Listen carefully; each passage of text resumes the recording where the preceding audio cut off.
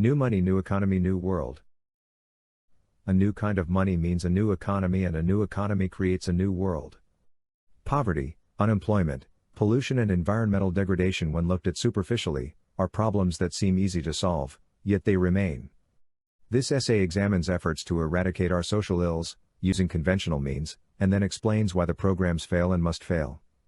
At the end is a program able to eliminate poverty, unemployment, and pollution and other social ills within 3 years.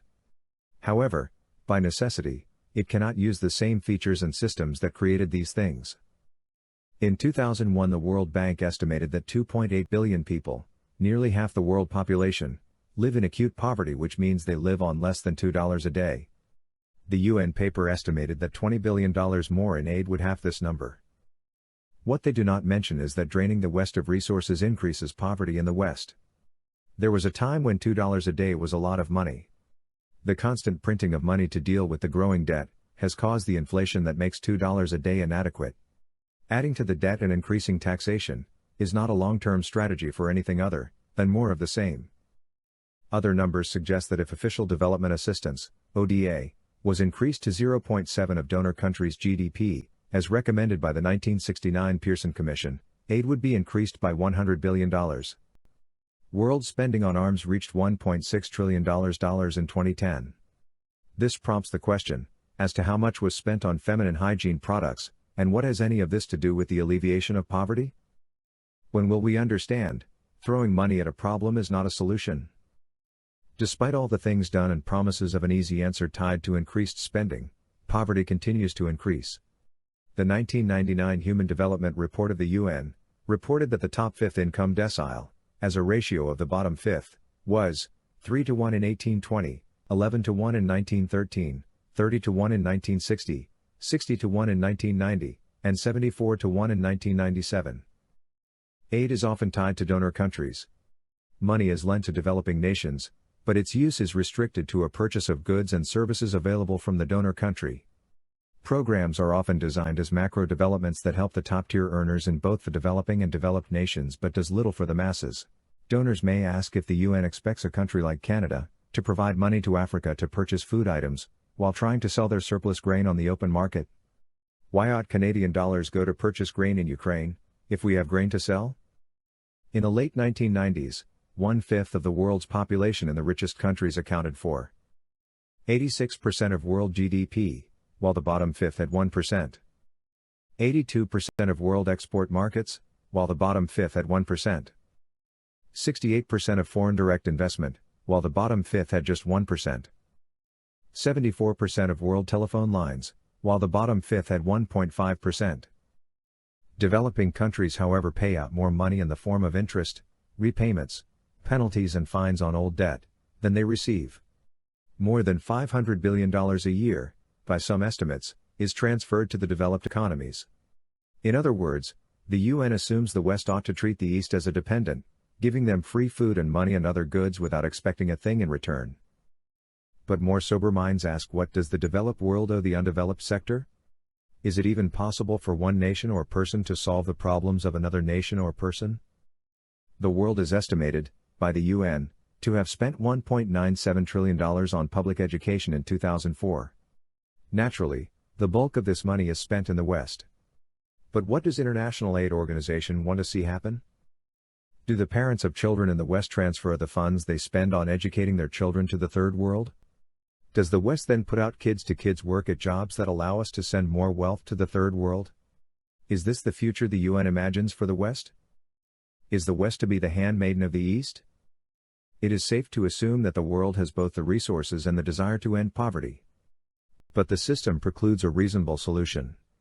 Wealth continues to be centralized in fewer and fewer hands, but the programs of the international aid agencies does not reverse this. They simply take more money out of the pockets of working people.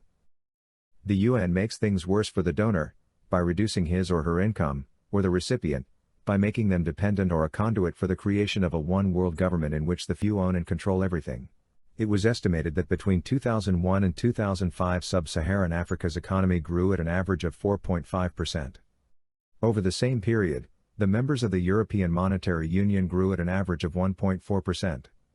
At this rate, assuming zero population growth, Sub-Saharan Africa's GDP per capita will have caught up with that of the members of the European Monetary Union in roughly 2127. If the populations of the two regions were to continue to grow at the rate seen in 2005, 0.54% for the EMU countries and 2.33% for SSA, SSA's per capita GDP would only catch up with that of the EMU countries in 2277. Data from the World Bank's World Development Indicators. In other words, the problem is not alleviated by increased funds and resources from the West, as the problem is relative birth rates, which could be made worse by transfers. If the relative birth rate of the Third World is the problem is only being exacerbated by present aid models. The problem of overpopulation would be lessened if the surpluses of the West were not being exported into the East, but what will the West do with overproduction and the East do about overpopulation?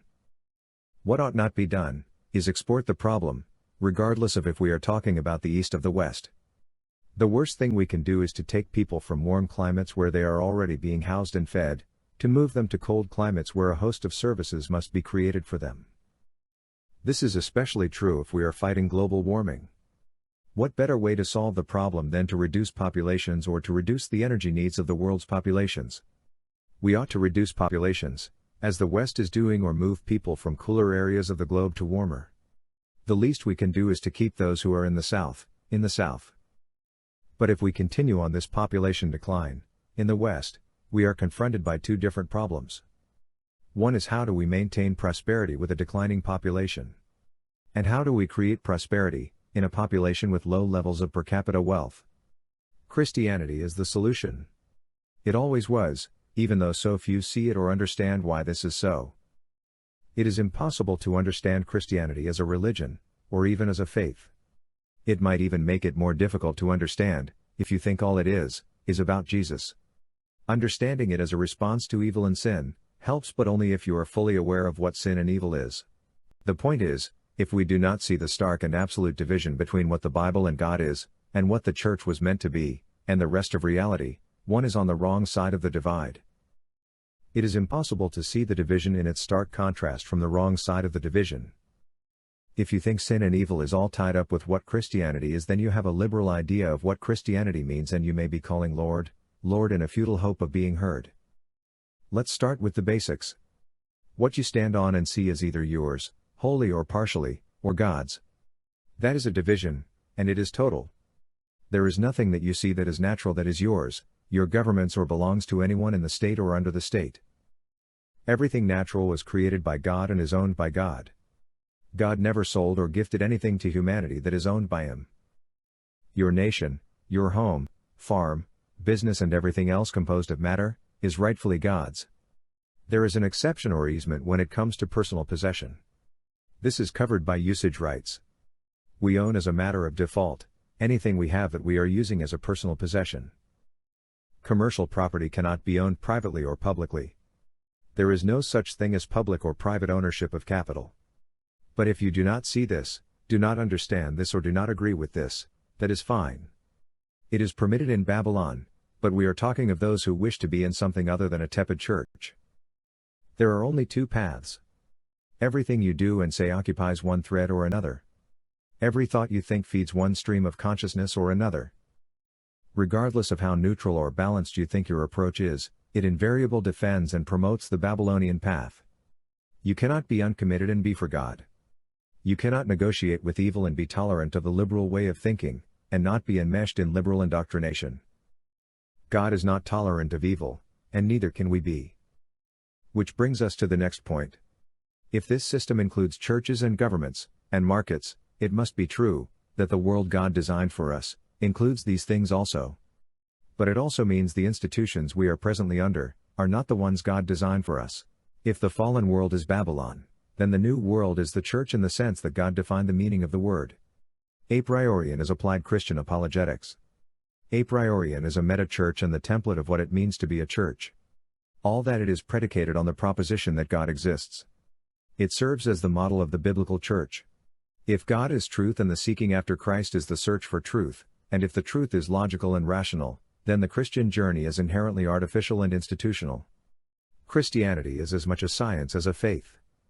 A priorian is as much a scientific experiment as it is an application of the Word of God, because it is a striving for meaning outside of the physical flesh. We call the study of institutions apriology. Apriology is the science of logic or the study of analytical thought. Apriology is a meta-science, as it encompasses all other sciences and studies thought and mind and consciousness itself. Apriology manifests as an institution in which logic, morality and analytics predominates. It is a higher plane of existence than lived by those of the flesh. The study of logical thinking precedes and preempts all other fields of study. Science exists in and produces institutions. Our mission as apriologists is to create a single unified body of thought that encompasses all of science and produces a single unified and coherent experimental study that is experienced as an institution, a universal, all-encompassing institution. Institutionalists, therefore, of necessity, strive to create a unified consciousness or a single way of thinking. Institutions are an artificial environment created by humans to reflect their level of consciousness. Apriologists conduct one single experiment, and this experiment is designed to conclusively prove beyond any possible refutation, God exists. This is the only real question, the only important question, and the only question science needs to answer. Institutions exist to bring man to God. If they do not do this, they fail as an institution. In this context, the world serves as the control group and a priori and functions as the test group. The world lives by the law of the jungle and cannot establish a true institution nor cause man to experience a rise in consciousness. To fund the experiment, a new monetary system is made available as part of the establishment of an institution. In other words, the formation of an institution is a self-funding activity. The institutional unit of value replaces all current forms of money. The establishment of a universal experiment, based on the meta-science of apriology, might appear to be a risky venture, but remember, this is just the formal institution of an institution. There is no risk associated with forming institutions. The reader might envision a project operating under complicated formulas and requiring endless record keeping. But this betrays a total misunderstanding of what God is doing, and has done, in the world. Institutions are intrinsic to the way we are made. We need to understand evil does not make the world better and sin is not a method of improving life. Therefore, the more we embrace the ways of God, the easier and simpler life becomes. It is pretty obvious any project must start with what God created. This is what we understand as reality. The world of the flesh, however, is an illusion. It ought to be obvious that if God created reality, the role of mankind is to add value to the reality of God, to make reality customized for our use. This adding value is the root of the labor theory of value. This is also the logic of progress. We create knowledge by adding to the information we have been given. Those who add value must always get paid for the work they do. For this to be possible, we need to eliminate public and private ownership. What God created is institutionalism or ownership by an institution. Institutional ownership is consistent with the position that we own only what we create. We create the institution and so they are owned by us. Through us the institution owns itself. Institutions manifest ownership. In private and public ownership, the worker is paid whatever his employer thinks he is worth. In the institutional model of ownership, we are paid what the creators of the institution decide the institution ought to pay for its development. Progress is man adding to the value of his institutions. The institution creates the currency used to facilitate trade, but the trade is internal and so the unit of exchange is a unit of account that records the transaction as an internal transfer of resources. The institution operates as a business. When we work, we add value to the institution. When we add value, we create equity, and equity can be issued as preferred shares, which function as the means of exchange in the experiment. Adding value to assets creates equity, and equity is issued by the institution as preferred shares, which when issued serves as the unit of account for the institution. This is the new money, which creates a new economy, and over time, the new world is fashioned from the institutions we create.